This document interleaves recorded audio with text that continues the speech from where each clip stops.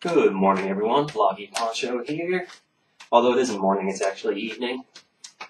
Oh, that was the first time all day, too. I just picked them up for this video, and that was how good my first attempt was.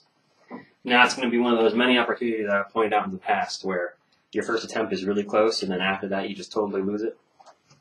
So today is, what is it? I guess it's a Tuesday, March 26th. I'm weighing in at something like there it goes. I'm weighing in something like 180 pounds today. Didn't weigh in this morning as I forgot. And goal progress is, well, here it is. I'm not super awesomely juggling with my left hand yet. But you can see, right from a fresh start, I can get 10 or so before I start to lose it. It may have even been more than 10. But the right hand is a little bit more consistent. It's just something I have to practice, which I just haven't had time to do lately. But it's still a goal. It's still on my list. I'm getting there. So in terms of eating well and running a lot, things have been going downhill the last couple of days because I've been so damn busy. I didn't go running today because I was too busy trying to get my trying to get my homework for that was due tomorrow finished, which is now done at like 11 o'clock at night, so I barely had time to even make a video. But you know, excuses. That's what it's about. It's all about improvement. And then when I get all stressed out because I have so much work, I care a little bit less about eating healthy, and I like to just eat something that tastes good so I can take 10 minutes to relax and not be on a diet, you know. But I actually had a really good lunch today. Today I missed breakfast, and then I had a burrito for lunch that had no added fat. I didn't add cheese. I didn't add sour cream. I just had black beans and then a bunch of veggies and some lettuce. So that was a good lunch. And then for dinner I had sour cream. That's the stuff you put on bagels. Cream cheese,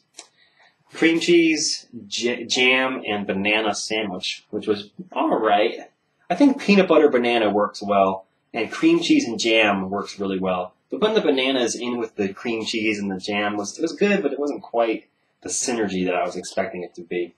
So I'll probably keep those separate from now on.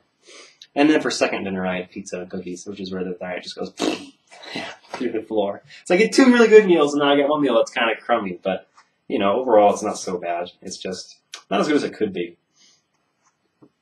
So, work finally got done. Man, the problem set for algebra this week was stupendously hard.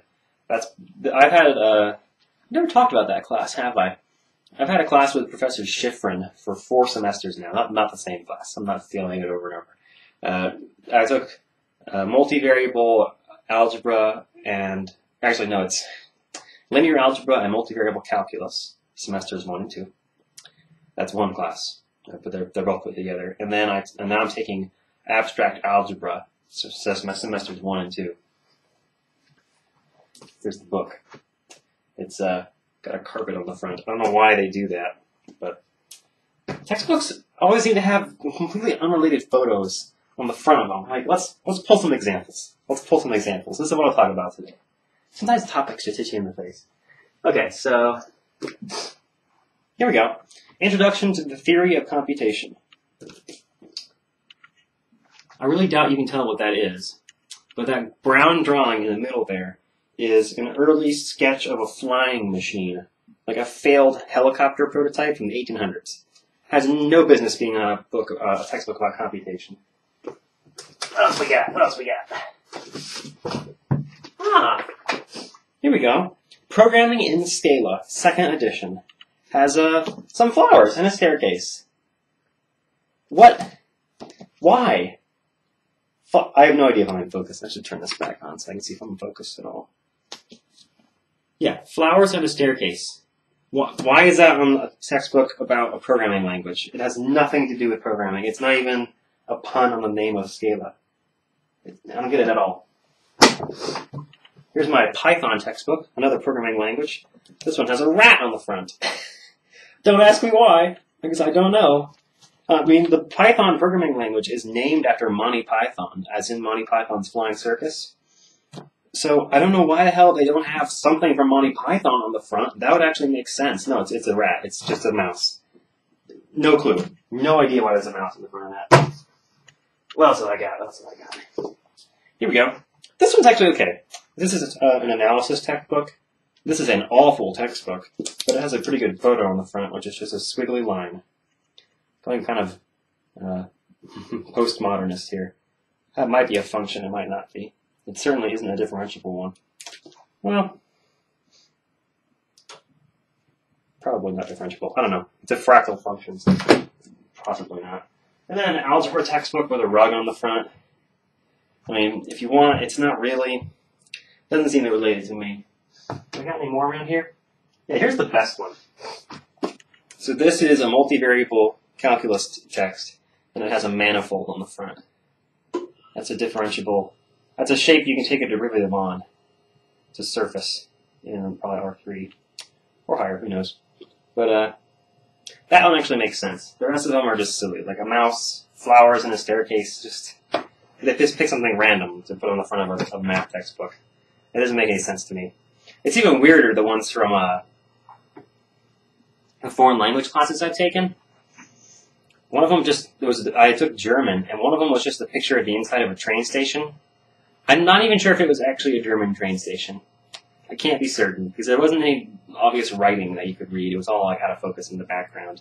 This was just a picture of a bench. And then, I thought I had more textbooks here. I guess not. I must have taken them home. I don't know. But yeah, that's the kind of weirdness that you just get used to in college. Where you would think, if you had a book that had a picture on the front, it would be related. Otherwise, if they had no related image to put on the front of the book, then there should just be no picture on the front of the book. Instead, they put something that's just weird. It doesn't make sense to me, man. But this is a new camera angle. I thought you guys might like a little change. I'm trying to keep things fresh. So the camera is actually sitting in basically the same place it's always sitting when it's just pointed at me and you can see the Guns N' Roses poster in the background. Except I turned it 180 degrees and I'm standing on the other side of my desk. So, you know, I'm right in the middle of my living room right now. The bedroom's over there.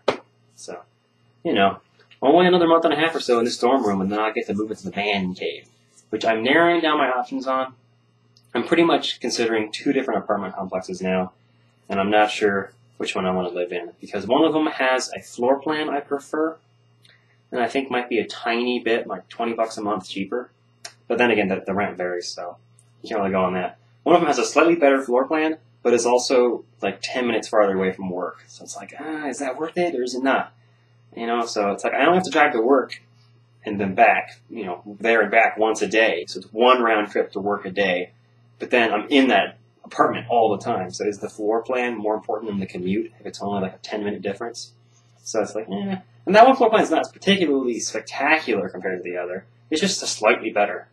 So it's slightly worse commute, slightly better floor plan. I'm still weighing all my options and reading reviews and things, but so much of what's out there on the internet is contradictory and hard to get information from. So I'm just gonna have to go there and visit them and make an appointment and look at a unit and talk to the management and say, you know, sell it to me straight. Tell me how good this place is to live in, and see what they can tell me. But that's about all for this episode. Thanks for watching, and I'll see you guys tomorrow.